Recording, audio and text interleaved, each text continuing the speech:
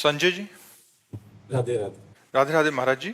महाराज जी, ये तंत्र मंत्र कुछ लोगों के ऊपर लोग कर देते हैं, क्या ये ऐसा सच में होता है ऐसा कुछ? वैसे ऐसे विधान हैं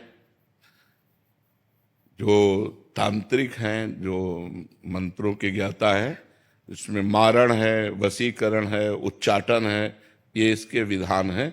लेकिन ये उन्हीं के ऊपर काम करते हैं जो भगवान का भजन नहीं करते। जो भगवान का भजन करते हैं उनके ऊपर काम नहीं करते। अगर आप राधा राधा जपते हो, कृष्ण कृष्ण जपते हो, तो भगवान तुम्हारी रक्षा करेंगे। कोई भी तंत्र मंत्र तुम्हारे ऊपर काम नहीं करेगा।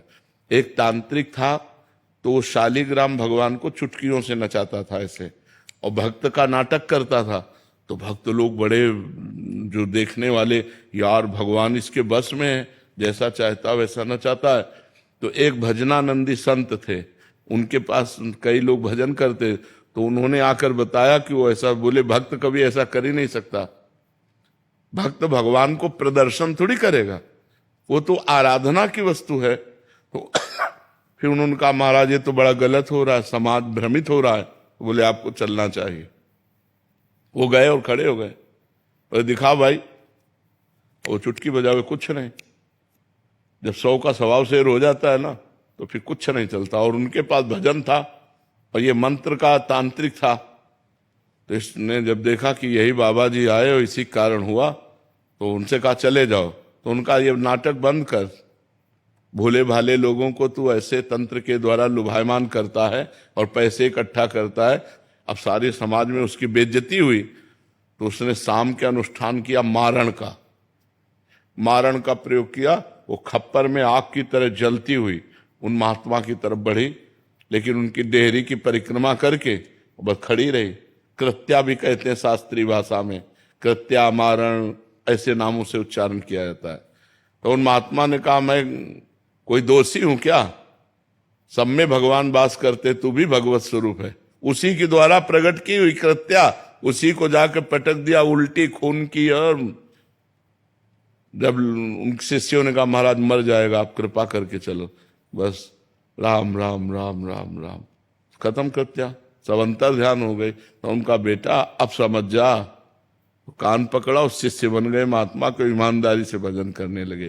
तो तंत्र होता है, मंत्रों में ऐसी ताकत है कि मारण, वशीकरण, उच्चाटन ये सब हो सकता है। लेकिन ये उन्हीं के ऊपर होता है जो भगवान का नाम जप नहीं करते। अगर नाम जप कर रहे हो तो तुम्हारे ऊपर मारण, वशीकरण, उच्चाटन ये सब कुछ नहीं होगा। भगवान के नाम में अपार सामर्थ्य है। राक्षस लोग बड़े मायावी थे, लेकिन राम राम जपने वाले विभीषण के ऊपर कौन सी माया थी? हनुमान जी के ऊपर कौन सी माया उन्होंने डाल दी? कुछ नहीं कर पाए। सिया जी के ऊपर कौन सी माया डाल दी? जो भगवान में चित्त जोड़े हुए हैं उनके ऊपर माया का कोई प्रभाव नहीं पड़ता है। ये तंत्र मंत्र तो बहुत छोटी सी बात है। एक बड़ा तांत्रिक था, वो सन्यासियों को परेशान करता था। तो धर्म सम्राट करपात्री जी उनके पास गए और कहा, नारायण नारायण नारायण, और कहा जितनी तेरे में ताकत हो अब लगा तंत्र की। चरणों में गिर गया था। बोले आपके ऊपर हमारा तंत्र कोई काम नहीं करेगा। जहां नारायण नाम है, राम नाम है, कृष्ण नाम है, राधा नाम है, हरि नाम है, जहां पाप करने वाले लोग हैं उन्हीं के ऊपर उनका प्रभाव पड़ता है। ऐसा है कि तुम्हारे ऊपर अगर तंत्र कर दिया जाए तो तुम परेशान हो जाओगे। तुम्हारे ऊपर मारण लगा दिया जाए तो 10 दिन में मर जाओगे। अगर 1 दिन का लगा तो 1 दिन में मर जाओगे। 1 महीने का लगा तो 1 महीने में मर जाओगे। ऐसे हैं, मंत्रों का प्रभाव है। पर वो अच्छे से अनुष्ठान करेगा तब आपके ऊपर प्रभाव पड़ेगा। महाराज जी, जिनके ऊपर ऐसा हो गया है, उनके परिवार वालों को लगता है कि इसके ऊपर हो गया, तो अब वो क्या करें? भगवान का नाम कीर्तन घर में करवावें और भगवान की कथा, भगवान का नाम जप करें, सब ठीक हो जाएगा। को अलग से संकल्प करना पड़ेगा या ऐसे ही हो जाए? ऐसे ही शुरू कर दे। ऐसे 1 घंटा नाम कीर्तन करवावे, नाम जप करे, भगवान की कथा, भगवान शालिग्राम विराजमान कर ले। घर में नाम कीर्तन जिसमें होता है, नाम संकीर्तनम यस्य सर्व पाप प्रणाशनम, 1 घंटा नाम कीर्तन करे, कोई भी अमंगल नहीं हो सकता। महाराज जी, अभी एक कोई जने आए थे, वो कह रहे थे कि इन पे ऐसा हो गया, तो हमने यही उपदेश दिया कि ये नाम, कह रहे कि नाम इनसे होता नहीं है नाम जप, और एक नाम सुनते हैं तो फिर बहुत विकल हो जाते हैं ये। मतलब जिन पे ऐसा हुआ है महाराज जी, वो सुनना भी नहीं चाहते जिसके ऊपर नहीं तो फिर यही तो दुर्गति है। यही तो दुर्गति है।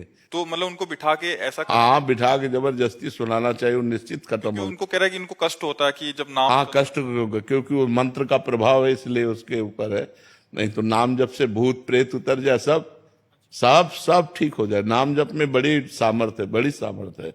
एक बार हम एमसी में थे तो एक को भूत आया, तो वहां लाए, तो हम कोई झाड़ना फूकना तो जानते नहीं, हम नाम जपना शुरू किया और चीखने लगा। हाँ महाराज जी, वो कह रहे थे कि और अब कहा इनसे दूर ले चलो, इनसे दूर ले चलो। हमको बैठल अब थोड़ी देर बैठा रहा, बोला हम जा रहे हैं। हम कहाँ जाओ? और ठाकुर जी को भोग लगा के जब जल चरणामृत और जल उनको दिया तो खत्म हो गया, चले। ये अपवित्र आत्माएं होती हैं, अपवित्र जगह प्रवेश करती। पवित्र हम स्मशान में घूमे, कभी हमें भूत प्रेत कहीं कुछ नहीं। गंगा किनारे 20 साल रहे, गंगे किनारे ही रहे, कभी कोई ऐसा नहीं। तो नाम जप करो भगवान के नाम में, बड़ी भूत पिशाच निकट नहीं आवे। और बहुत सिद्ध है, गोस्वामी जी ने सिद्ध अवस्था में, तुलसीदास जी ने ये लिखा है हनुमान चालीसा। हाँ, भूत पिशाच निकट नहीं आवे, महावीर जब नाम नासय रोग हरे सब पीड़ा, जप निरंतर हनुमत। हाँ, जपत निरंतर हनुमत। हाँ, ये बात समझ लेंगे। महाराज जी, ज्योतिषी में विश्वास करना चाहिए कि ज्योतिष शास्त्र है।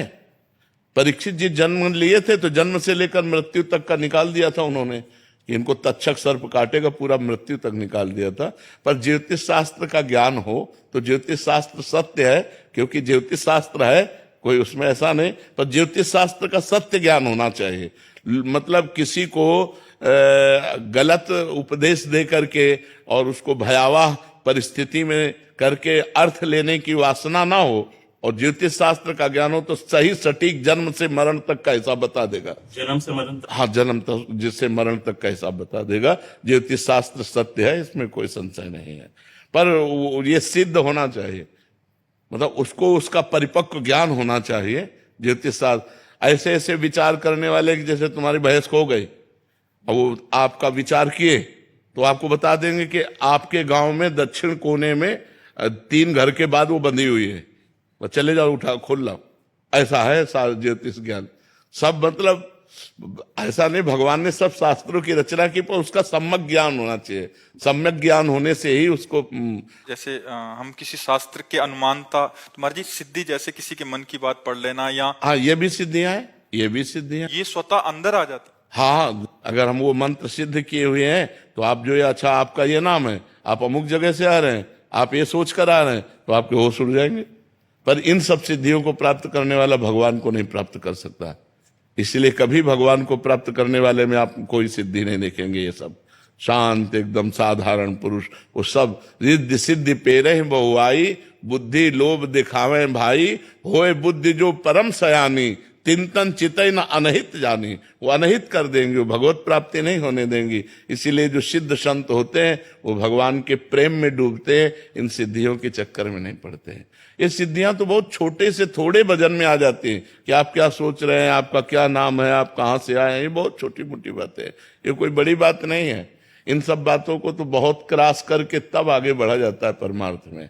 अगर इसको स्वीकार कर ले तो फिर भगवान के दर्शन और भगवान का प्रेम नहीं मिलता। तो ये जीवन भगवान के दर्शन के लिए कि तुम्हारे मन की बात जानने के लिए? अपने मन की बात जान करके तो जिंदगी बर्बाद हो रही है, औरों के मन की बात जान करके इतना बोझा कौन ढोए।